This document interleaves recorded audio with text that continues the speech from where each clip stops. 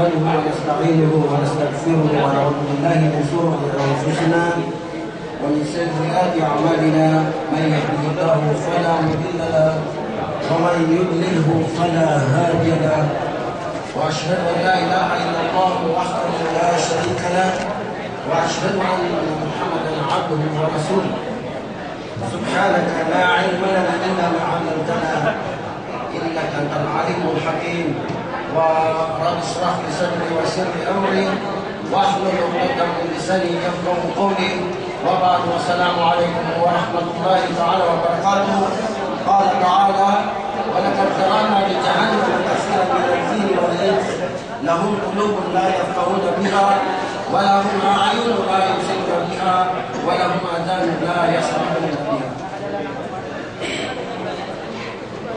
Mga kapatid, alhamdulillah, yung iwanan kanina sa Islam ng mga labing apat yata, congratulations sa inyo mga kapatid.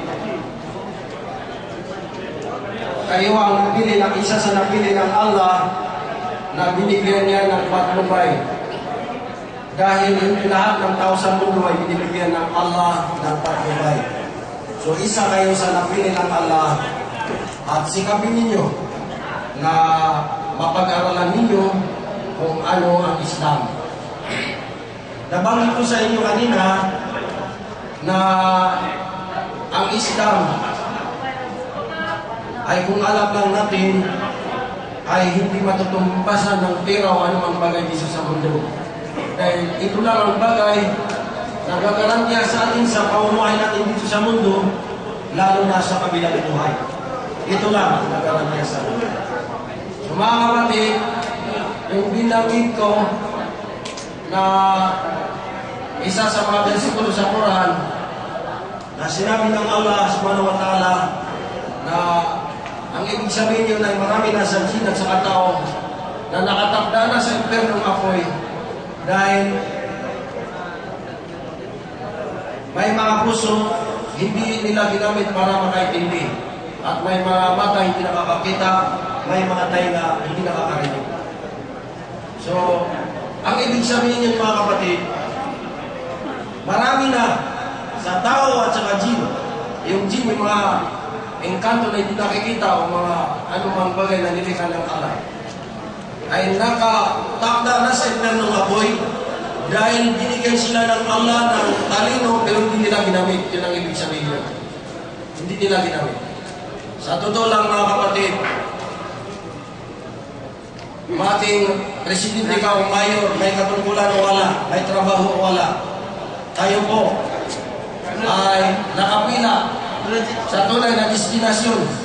Maging Muslim ka na bago o ipinanganak na Muslim, tayo po ay nakapila sa tunay na destinasyon, ang libingan o di kaya kamatayan. Yan ang pinipilaan natin. Maging gobernador ka o mayor ka, yan ang pinipilaan natin.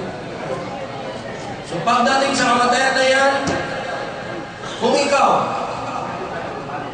ay sinamba mo ang Allah na tagapaglikha sa langit at lupa sa tamang pamamaraan ng pagsamba, hindi sa mga maling mga katamisip lamang, ay ikaw ay nagwagi, ang naghihintay ay ang paraiso, na ang katangian ng paraiso, hindi ka na sasamba, hindi ka na mamamatay, hindi ka na maghanap buhay, tapos na ang lahat. Pero pag nagkamali ka, sinamba mo ang Allah sa maling pamamaraan, ay ang naghihintay ay ang eternong apoy na pinainit ng 3,000 years na yun ang sabi na hinimatay ang Propeta Muhammad sallallahu alaihi wasallam. At ang magiging kasamahan natin sa eternong apoy ay kasing laki ng puno ng niyog na mga lupihang mga ahas o mga alakdang. At ang kinakain natin sa impernong apoy ay mga nala at basura na wala na rin katapusan niya. So ang katanungan, bakit naman? Paano mo masasamba ang Allah sa tamang pamamaraan? Ha? Ang Allah subhanahu wa ta'ala, binisin mo lang sa Islam. Ang Allah subhanahu wa ta'ala ay wala siyang pinagkatiwalaan sa kanyang mga salita o pamamaraan man o religion man, maliban sa kanyang mga pinili. Sino itong mga pinili niya? si pare, si madri, o si pastor, pastoran. No, hindi yan ang pinili niya. Ang pinili niya ay ang mga propeta. Mula Adan, Noah, Jesus, Abraham, Muhammad, marami sila. Yung nabanggit sa Quran, may isip mga propeta. Kung paano nila sinamba ang Allah subhanahu wa ta'ala sa tamang pamamaraan, paano nila pinasalamatan, yun ang tamang pamamaraan ng pagsamba na tatanggapin ng Allah. Pangalawa, sasambahin natin ang Allah subhanahu wa ta'ala ayon sa kagustuhan niya, hindi ayon sa kagustuhan natin. Dahil karamihan ng tao ngayon, kapag maalon sa karagatan, at saka na siya tatawag sa Allah. Gusto niya. Pero pag nawala na yung alon sa karagatan, yung mga kahirapan, nakakalimutan na naman ng Allah. O di kaya may problema siya, may sakit yung anak niya, mayroon siyang mga karamdaman, at saka na niya tatawagin ng Allah subhanahu wa ta'ala. Pero sa Islam po, nakapormat na. Tagulan o tag-init. May problema wala. May trabaho wala. Nakapormat na dapat natin sambay ng Allah sa tamang pamaraan ng pagsamba dahil ang pagsamba sa Kanya ay may mga itinakdang oras. Inna salata kanat alal mu'minina kitaban mawquta. Sinabi ng Allah sa banal na kasulatan sa Quran na katotohanan ang mga sala ay may mga nakatakdang oras. Hindi kung ano gusto mo. Sabi mo, alas 9 na lang ako magsala. No, may mga nakatakdang oras. Doon sa mga kapatid ko na bagong yakap sa Islam, may mga nakatakdang oras. Hindi kung ano ang gusto mo. Dahil hindi ikaw ang sinasamba. Ang sinasamba natin ng Allah, kung ano ang gusto niya, yun ang masusunod. Subhanallah. So, paano natin siya masamba sa tamang pamamaraan ng pagsamba? Kagabi, baka doon sa mga brother namin na bago sa Islam, na di ba mabanggit natin ito, hindi naman pinagbabasyan ng Biblia, kaya lang bilang reference lang ito. Doon sa Juan 14, na gusto mong linawin muli, baka mamaya yung mga iba na palang pangkalaman, na baka sasabihin nila na tama, mayroong basihan ng Kristiyano. Dahil sinabi ng aming pare, hindi kaya pastor, sa Juan 14 na ako ang daan at ang katotohanan, walang makakarating sa Ama. Pero napakalinaw po mga kapatid, gusto kong linawin sa inyo, yung mga bago pa sa Islam, na hindi yung dapat basihan. Ilang bisis tayo minaliwanag ng mga pare at saka mga pastor-pastora. Pero hindi pa rin naiintindihan. Napakalinaw po na sinabi nila na ako ang daan. Hindi niya sinabi na ako ay Diyos. Sambahin niyo ako. Dahil kung sinabi niya na ako ay Diyos, sambahin niyo ako, ipakitaan niyo sa akin ang ebidensya, baka ngayon din ay mag-Kristiyano rin ako. Pero ang sinabi niya, ako ang daan. Hindi niya sinabi na ako ay Diyos. Okay, napakalinaw po yan. Doon sa mga bagong kapatid ko na yakap sa Islam. Mamaya baka sabihin natin na wala palang patunay itong Muslim, ang Kristiyano lang ang may patunay.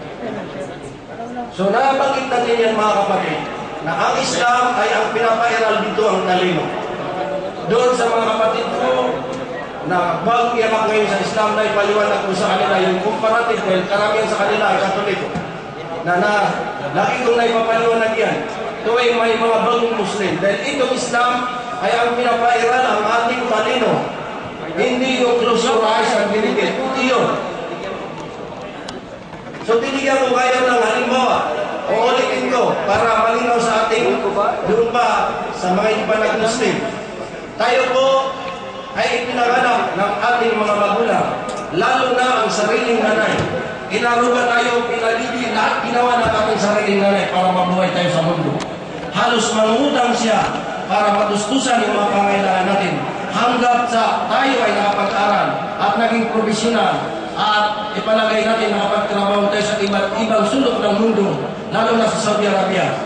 At pag-uwi natin sa Pinas ay hindi natin kilala ang sariling nanay na nag-aruga, nagpaligi sa atin. Ano ang mangyayari? Mamahalin pa rin tayo, baka masakal tayo ng ating nanay.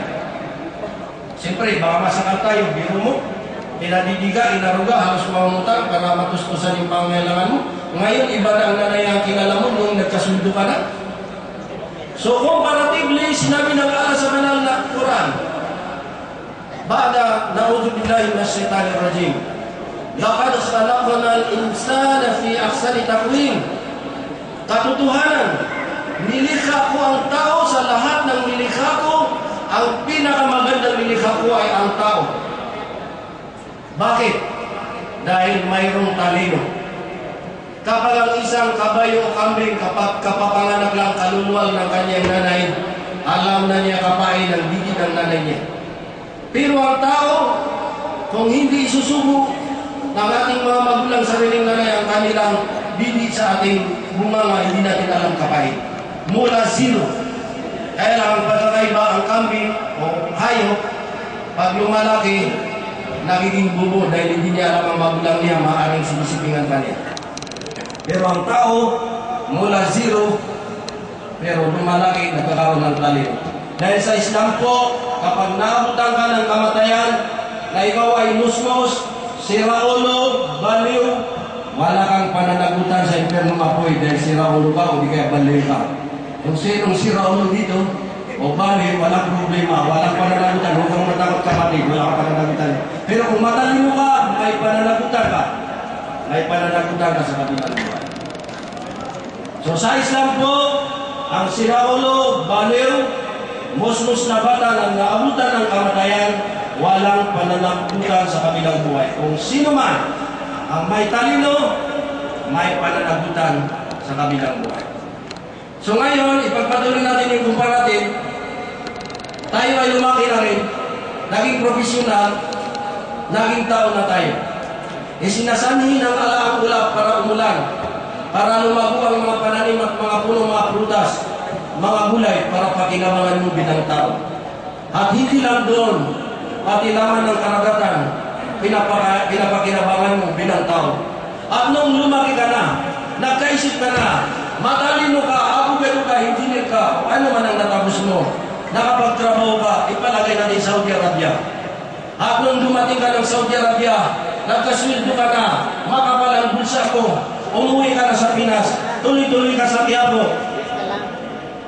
At bumili ka dun sa mga ibinibinta sa Quiapo at ang sinasamba mo ay mga revolter, mga Diyos-Diyosan na ibininta ng mga kapwa mo tao. Ano ang pagkakaiba na ikaw ay pinanganak ng sarili mong magulang, lalo na ang nanay mo.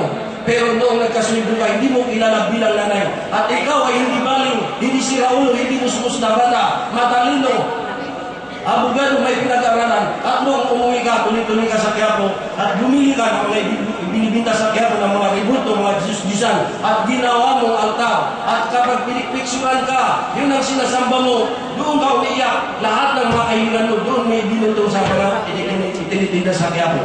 So ano ang pagkakaiba na ikaw ay pinanganak ng sarili mong magulang, pinagdidiinarugan, lahat ginawa niya. Tapos, hindi mo siya kilala bilang nanay nung nagkasweldo ka. At ikaw ay ipinanganak na hindi siraulo, hindi baliw, matalino. Ngayon ang sinasamba mo ay mga itinitinda sa Quiapo. Di bali, ang sambay mo yung nagtitinda, baka maawa sa'yo kung may kinita, bibigyan ka ng 10 piso. Kaysa yung doon ka nakatutok sa nakapako, naka-hostage na rin ito, na kapag natanggal yung pako na yun, babagsak sa'yo, kikita na naman yung mga doktor. Subhanallah. So mga kapatid, bilang paalala po, dahil tayo po, sa Pinas, ang pinaka-Christian country. Gusto kong ulitin ito, lagi ko na ikukwento na kung may pagkakataon, kapag may nag-Muslim, tinatanong ko, bro, bakit ka nag-Muslim? Ikaw ba ay nag-aral, pinag-aralan mo ang pagiging Muslim mo? Sabi niya, hindi nung panahon ni Kuriakino. Sabi ko, hindi maganda yun. Kung baga sa kwarto na papasukin mo, dapat siguraduhin mo na walang dinamita o mga grenade, baka mamaya, puputong yun, disgrasya ka na. Sabi niya, huwag mo muna humusgahan, hayaan mo muna ako magpaliwanag. Sige na, magpaliwanag ka. Sabi niya, sa ngayon, we are the Christian country in Asia. Doon ko nalaman na tayo pala ang pinaka-Christian countries sa buong Asia o baka buong mundo. Nandiyan ang presidente na si Korea na pinaka-religious babae. Halos si Cardinal sila namumuno. Nandiyan ang mga sinasamba na iba't ibang size. May naka-hostage na nakapako na normal. May naka-alambuya ang ulo na dumudugo. May sinunog na black na sareno. May iba't ibang size na sa tuninyo. Ha? Nandiyan ang kalabigan, halos kardinal silang namumuno, pinaka-religious ang babae. Tayo ang halos number 1 na kurao o pulubi sa buong mundo. May mga iba't ibang size na santo ninyo. Mukha yata hindi totoo ang Diyos dito Tapos sabi niya ang Saudi Arabia, nandito ang dalawang holy place. Madina, itinayo ni Prophet Muhammad sallallahu alaihi wasallam. Makkah, itinayo ni Prophet Abraham na tinagurian ng mga pari at saka Madrid na father of faith. Walang lindol, walang typhoon, walang sakuna, masagalan sa prutas at pagkain. Tapos mukha yata totoo ang Diyos dito Kaya ako naging Muslim sa Biblia, bro. Sabi ko, bro, pagpasensyahan po ako.